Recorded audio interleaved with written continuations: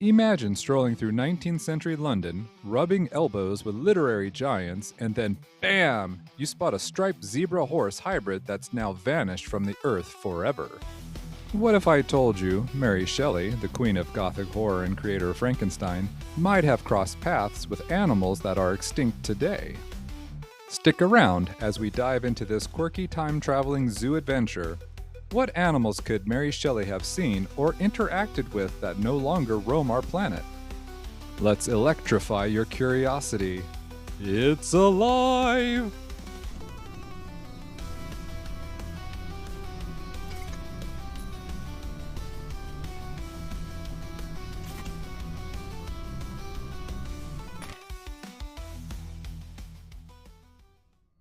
Welcome back to my channel, where I blend history, science, and a dash of weirdness into bite sized fun. Today, I'm spotlighting Mary Shelley, the brilliant mind behind Frankenstein or the modern Prometheus. Born in 1797 in London to radical thinkers Mary Wollstonecraft and William Goldwyn, Mary was a teenage prodigy who eloped with poet Percy Bysshe Shelley at 16. Their whirlwind life included travels across Europe, France, Switzerland, Germany, and Italy. She also even spent some time in Scotland before and after meeting Percy, where she soaked up those misty highlands that probably fueled her spooky imagination.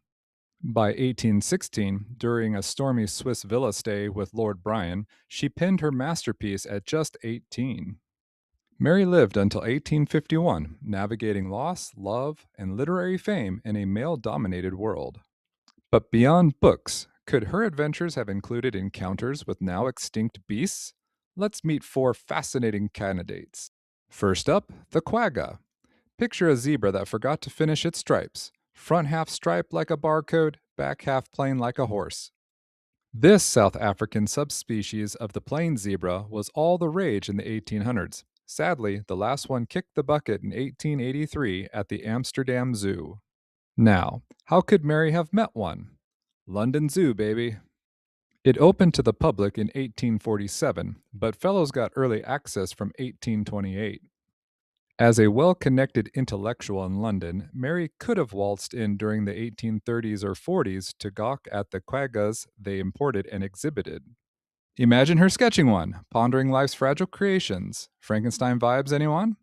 Quirky fact: quaggas were named for their bark like call sounding like a quah ha ha. Talk about a laughing extinction. Next, flock to the passenger pigeon. These North American birds once darkened the skies in billion strong migrations. Think endless clouds of feathered frenzy. The last one, Martha, passed in 1914 at the Cincinnati Zoo. Mary's potential meetup? In 1830, naturalist John James Audubon shipped live ones to England for collectors and nobles. London Zoo had them on display too. With her circles full of scientists and artists, Mary might have seen a fluttering flock at a private showing or the zoo.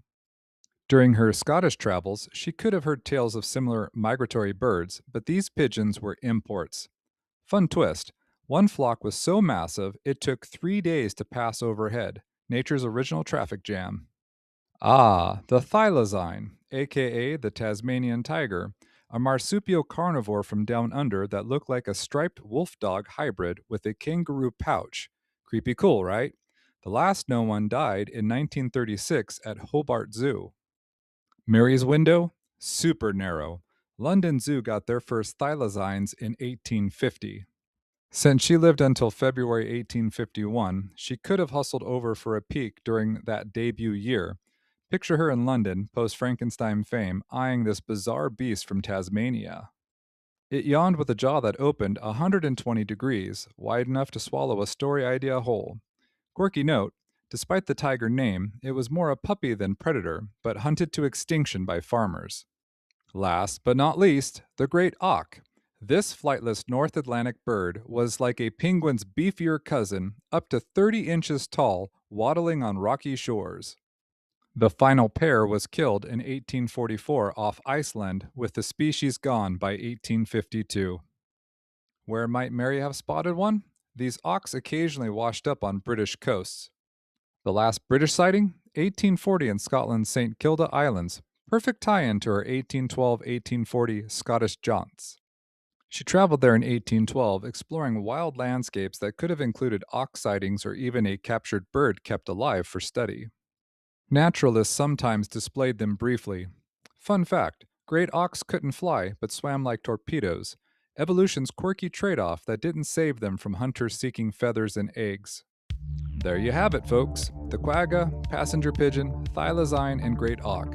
Four extinct wonders Mary Shelley might have encountered, blending her real life with a touch of monstrous mystery.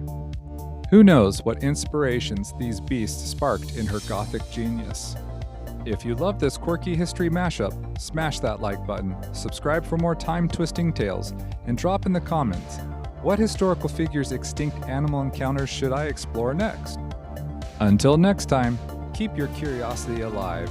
It's the real monster we all need. Peace out.